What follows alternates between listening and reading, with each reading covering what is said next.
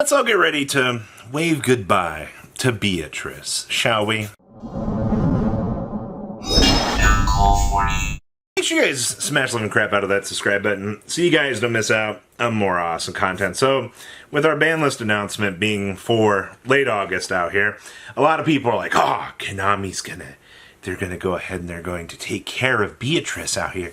Yes, this'll be perfect. So, the reason why Beatrice needs to go is not because of the transaction rollback BS that, we've seen in the fairly recent era of Yu-Gi-Oh! Like, don't even get me started on, oh boy, Beatrice effect, yeah, you drop my Akashi trap, yeah, you drop transaction rollback, and you're just sitting here and you're like, oh yeah, this is fun. This is, just as it's raining outside for the filming of this video, for all the tears of the Burning Abyss players. I do feel bad for the BA players, though, but to be fair, you guys had to take like a passive turn on making Beatrice anyway, so let's call it what it is. Alright, whew.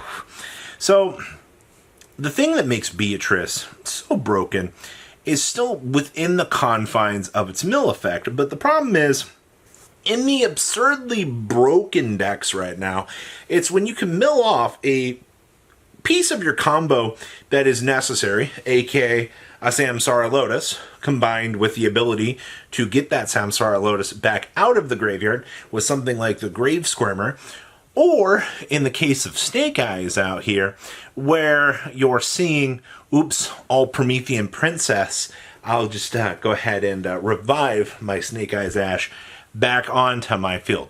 It's that specific dumping options and the ability to have these cards be able to, recur back these options that is an issue. Like, it's literally pump and dump. And congratulations, you're pumping it out of the deck, or you're dumping it out of the deck and pumping it back to the... We almost had things backwards there. That could have caused quite a stern mishap. Alright, so specific dumping options is that. Now, I've been told, Robbie, if Beatrice gets banned out here, we're just going to go to the M7. Like, Ptolemaeus M7, the Constellar monster. It's like, don't worry, it fixes all of the problems, alright? M7 is still full combo. And I'm sitting here and I'm like, one of these things is not like the other. While M7 does have quite the opposite ability of the Beatrice, Beatrice dumps from the deck, this just adds from the discard pile back to the hand, which, in a sense, does fix certain parts of the combo lines. Recurability is always going to be something worth looking at, and I think that's fine to consider, but I'm sitting here and I'm like, no, you're taking away a consistent extra deck option to speed up consistency. And that's why when you have, guess what, a consistency enabler. Oh, and I forgot Beatrice can also drop the Black Goat Laughs. I should probably, say that part here too. Because, having a graveyard trap card that you can banish, declare a monster card name, and tell your opponent, hell no, we won't go, is also really good. That's like the sub-interaction for it. But I mean, most decks that are looking at playing that are playing it as a mini one-of. So, I don't think M7's place is anywhere near a specific deck dump, which is funny to me because, Lava Volcane and Beatrice are cut from the same cloth. The only difference here was rank 4s were infinitely more toxic for years. It actually just took Konami making rank 6 support. Oh, man, how long has it been for rank 6s to be... I mean, you've had rank 6s being used, but it's not been at the point the two best decks in the room have these recurable assets to recur these cards, and then to top things off, they completed the circle too much. All right, in a world where maybe we didn't have Promethean Princess or we didn't have the Grave Squirmer, to recur these back, then, things would be different for Beatrice. I mean, we'd be doing more Black Goat laughs, or maybe, we'd be just looking at it and be like, oh, there's a transaction rollback / a dump, depending on how things go. And also, you can dump during the opponent's turn as well. That's all crazy. So, on the topic of once Beatrice is gone, we already talked about M7. I don't think M7 is anywhere near the capabilities of filling that spot. I'm sure some people will try it. Wave King Kaiser, I think, is going to be where we are going to see, most people kind of stick to. Wave King Kaiser being that negate is huge, personally. I'll be honest with you, basically being able to burn your opponent out on the punishing side of things is really, really strong in my opinion. And if people aren't going to want to take advantage of that, I mean, most people are already taking advantage of Wave King Kaiser at this point because the card is good.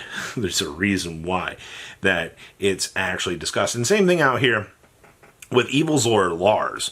Lars also being a free little double detach and be able to do something is pretty good.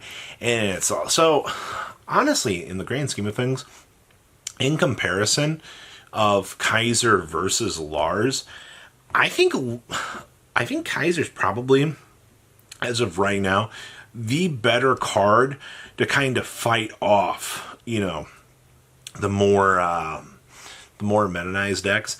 But you would want, on the flip side of that equation, something like, the other choice to kind of take on the other challenge. I mean, funny other things. I mean, you have X Stag Beetle. We're not going to do that. All right. You've got Norito, which, the funny thing is, I mentioned Norito, but it's a specific monster. Anybody else remember Norito when it saw play? Utopia Beyond, Force Focus, Photon Bouncer as well. Your rank 6 utility options are kind of butt. Not going to lie to you. You have a cup. Oh boy, you could play Swordbreaker out here as a replacement to this. Now, your options are going to be Lars or Wave King Kaiser if Beatrice goes with a splash of M7 on the side. That's it. All right. It may be something slightly more niche to try to spice and things up. I mean, maybe a full armored Crystal Relancer is kind of cute, I guess, depending on how things go. But the reality of the situation here is once you remove that Beatrice from the equation, once you get rid of that, will the prices of the cards and will the utility options for this maintain its already expectedly high ceiling? And I think you will see some sort of retrace of value on this. Obviously, Desiree, the huge negate that they have is pretty strong. Being able to globally punch a field and punish your opponent is a lot more worthwhile than I think a lot of people like to underestimate. And honestly, I think that's the thing that not only do you have the consistency of Beatrice adding into this, and then, working a little bit further to make an Omni depending on how the situation or the hand unfolds, it's just, you have all of these toolbox options handed to you in a box that just makes this engine so over the top and is what breaks it. And once you push Beatrice off of that, you find, maybe an M6 bounce or maybe, a potential dedication for a huge negate isn't really all that scary at the end of the day. And I think that's where we start to balance things. So, I would personally like to say I think the TCG is going to remove Beatrice. With all of the complaints that the current TCG has had, they need to tone things down very quickly. Your player base, I mean, I hear I'm quitting every single day. We see all of this constantly.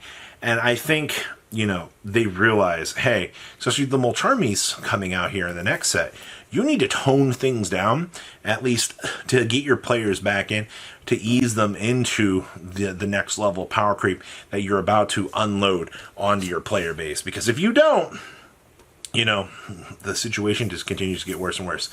Please. Peace out, Beatrice. Hope you guys have a good rest of your day and stay safe out there, alright? Patrons! Thank you!